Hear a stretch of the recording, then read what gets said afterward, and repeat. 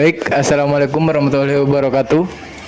Di sini saya Adrian Saputra mendapatkan tugas ekonomi yaitu tentang manfaat dan dampak kebijakan ekonomi. Di sini saya menjelaskan tidak sendiri ya. Saya bersama rekan saya yaitu Megan Ajis Purnama. Untuk Pak Megan silahkan masuk. Assalamualaikum warahmatullahi wabarakatuh. Ada apa ya, Pak? Untuk Bapak sendiri gimana kabarnya sekarang? Alhamdulillah baik-baik saja, Pak. Ini ya kan di sini kita mendapat tugas menjelaskan tentang manfaat dan dampak kebijakan ekonomi. Ya. Pertama kan dari manfaat dan dampak itu ada stabilitas ekonomi itu Pak. Itu bisa Bapak jelaskan nggak Pak? Secara umum, Ya, secara umum aja Pak. secara umum aja ya. Ya. Yang sopan dikit lah, Pak. Wih, Saya sini maaf, tamu maaf, loh, Pak. maaf. Manfaat dan dampak kebijakan ekonomi itu secara umum itu dapat ada 3 manfaat. Apa aja itu Pak? Tiga manfaatnya tentang stabilitas ekonomi itu Pak. Ya, salah satunya ada stabilitas ekonomi. Salah Terus satunya. ada mengatasi pengangguran dan mengurangi kesempatan kerja. Mengurangi atau menambah kesempatan gitu Pak? Menambah kesempatan bekerja ya. Terus Oh iya. yang ketiga tuh terkendalinya inflasi. Udah sih, setahu saya itu doang. Kalau Tapi untuk penjelasannya biar saya tafsirkan sendiri ya Pak. Stabilitas ekonomi. siap. Kalau untuk stabilitas ekonomi itu dapat tercermin dari ini seimbangnya jumlah peredaran uang di masyarakat. Peredaran ini sama jumlah ini sih peredaran barang yang ada di masyarakat. Itu kalau misalnya stabilitas ekonomi itu berjalan dengan baik di negara kita, maka negara kita itu minim terjadinya inflasi. Kalau saya ingin bertanya nih sama Bapak nih, kalau dari mengatasi pengangguran dan meningkatkan kesempatan kerja itu gimana ya Pak? Kalau mengatasi Ya, gimana? kalau mengatasi pengangguran itu, orang yang menganggur itu harus berusaha Mencari pekerjaan gitu ya, Pak? pekerjaan. Nah, terus yang punya perusahaan itu harus mengatur yang kerja supaya nanti ini kerja agak berapa bulan ganti gitu Pak. Jadi supaya orang yang kerja di perusahaan itu ini ya bisa ngembangin apa yang udah dipelajari gitu ya Pak? Santai. Iya, Pak. Ya. Itu contoh cara kita bisa dapat kesempatan kerja itu gimana sih Pak? Soalnya kan di sini nyari kerja tuh susah kadang tuh Pak. Ting dia ngesin ya Pak. Kalau terkendalinya inflasi ya, kan hampir sama sih dengan stabilitas ekonomi itu. Dia peredaran jumlah uang sama itunya tuh teratur lah, intinya itu teratur. Iya, seperti ini. Tapi kan di situ tuh ada kebijakan moneter tuh ya Pak ya. Kebijakan moneter itu kan ini berdampak. Dampaknya itu pertama ada jual beli surat berharga pemerintah. Surat berharga pemerintah itu gimana Pak? Surat berharga pemerintah itu kayak seperti bentuk berupa sertifikat bank. Itu apa sih Pak sertifikat bank itu Pak? Tolong jelaskan ya Pak. Ya, surat. Yang lebih rinci Kayak- dong. Apa singkatan? Apa penjelasan kayak tentang itu? Bank SBI. SB itu apa Pak? Si budak iyo. Ya, masa ada kayak gitu?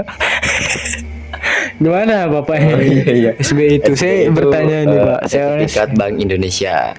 Sertifikat Bank Indonesia itu. Sertifikat Bank Indonesia itu pemerintah dan lain-lain apabila pemerintah Ya gimana? apabila pemerintah itu menjual sertifikat atau surat berharganya itu, uang di masyarakat itu akan meningkat. Akan ditarik oleh bank. Jadi kalau sebaliknya apabila pemerintah melalui BI membeli surat berharga pemerintah dari masyarakat, maka jumlah peredaran uang akan naik begitu. Bapak nggak mau nanya saya ini Pak? Masa saya terus yang nanya Bapak? Sekali-sekali Bapak. Oke, saya mau nanya cadangan wajib minimum tuh apa ya? Aku Cadangan wajib minimum ya Pak. ya. Oh, itu juga bisa disebut giro. Hmm. Giro tuh ini wajib minimum atau cash ini ya, cash ratio. Hmm. Itu tuh berlakunya ini hanya untuk bank umum. Kalau pemerintah naikin giro wajib, dia bakal ini wajib bagi banknya itu akan naik karena dampaknya itu jumlah peredaran uang di masyarakat itu akan berkurang. Makanya itu bisa terjadinya inflasi juga sih. Ya paham. Setahu saya sih kayak gitu sih. Nah, terus kalau pemberlakuan kredit itu apa? Kalau kredit ya, kredit itu ini sih seperti dia tuh ada pengaruhnya sih, pengaruh dari jumlah peredaran uang itu sendiri. Kalau pemerintahnya tuh memberikan apa, memberlakukan kebijakan ke dia nah. Oh ini dengan menerapkan 5C. 5C Bapak udah tahu belum sih 5C itu apa? Nikah untuk Alhamdulillah belum tahu. belum tahu. Oh, kalau belum tahu tuh bisa saya jelaskan sih Pak. 5C. Pertama itu ada pertama itu ada kapital. Yang kedua ada karakter. Nah, Karakter tuh saya kurang tahu sih karakter. Yang ketiga ada jangan kesungut. oh iya enggak. Ada capacity, ada condition dan of economies sama collateral. Maka itu akan mengurangi jumlah jangan ini akan ngaruhin jumlah peredaran uang. Kesungut cuma. Oke. Terus sama kayak pembayaran transfer itu gimana ya? Oh, kalau untuk opat gak acan. Bapak terus nanya saya sekarang gantian dong Pak. Oh iya. Saya nih mau bertanya tentang pengaturan tingkat suku bunga. Itu gimana sih Pak kalau untuk pengaturan tingkat suku bunga itu Pak? Gimana Pak? Saya bertanya dengan benar ya Pak. Apabila pemerintah melalui Bank Indonesia memberlakukan peningkatan suku bunga ya, Ya itu apa? maka masyarakat akan lebih senang Hmm. menabung uangnya di bank. Kenapa?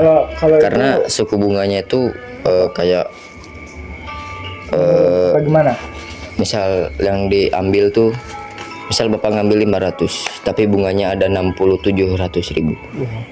Itu bikin orang bisa banyak nabung di bank. Ya gitu. Jadi gimana tuh Pak kalau tentang peredaran Pak? Bapak yang benar aja ngejelasin ke saya Pak. Iya enggak.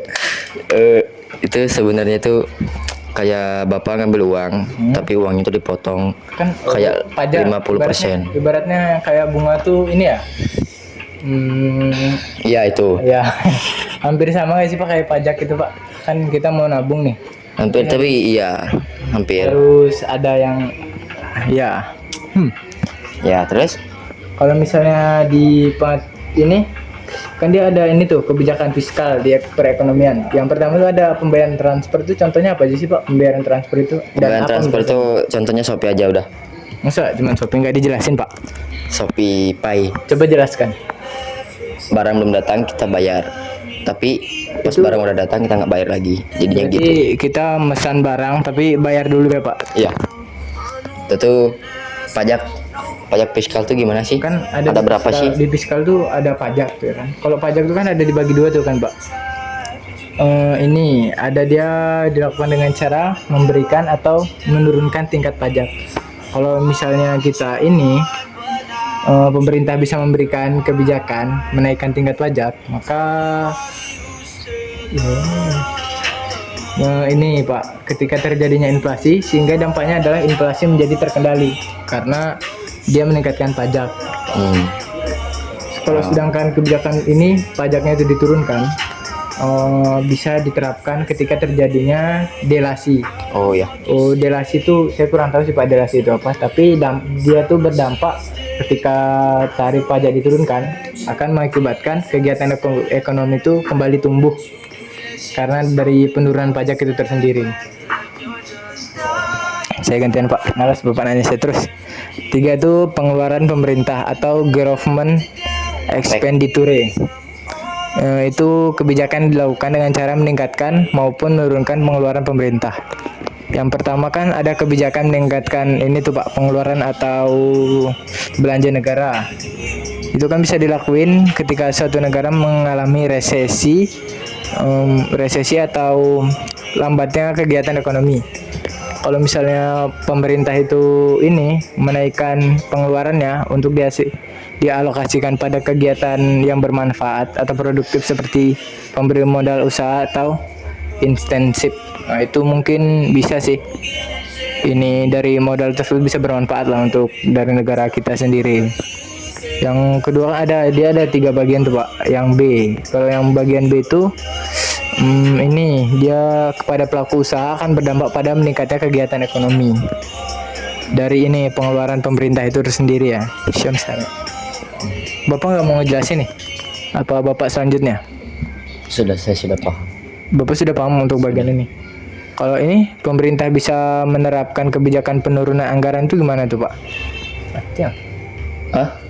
Ini tentang apa kebijakan inflasi, dampaknya itu harga-harganya ini kan, dengan kata lain kebijakan kembali terkendali dan anggaran pemerintah itu menjadi surplus. Ya bagus kayak gitu.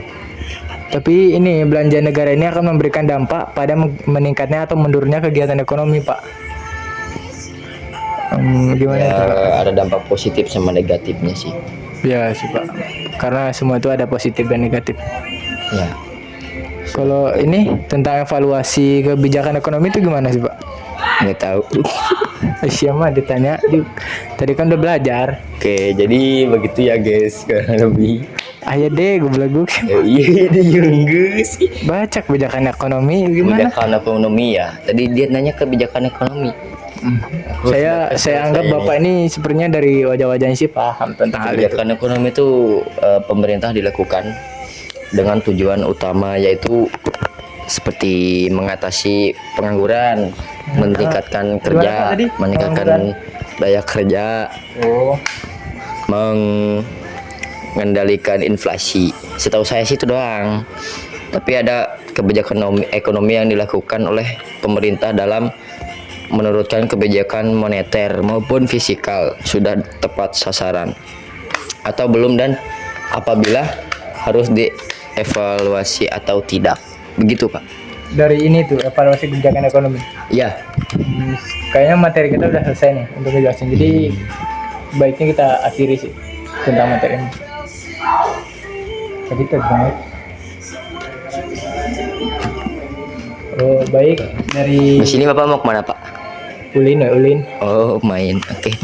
Baik, dari kami berdua tentang materi manfaat dan dampak kebijakan ekonomi yang sudah kami jelaskan. Saya dan kami berdua akhiri. Jika ada salah kata kami meminta maaf. Wassalamualaikum warahmatullahi wabarakatuh. Baik Pak, terima kasih atas waktunya hari ini. Ya udah. Dan Bapak silahkan pulang dan nanti saya type ya. Ya. Indit.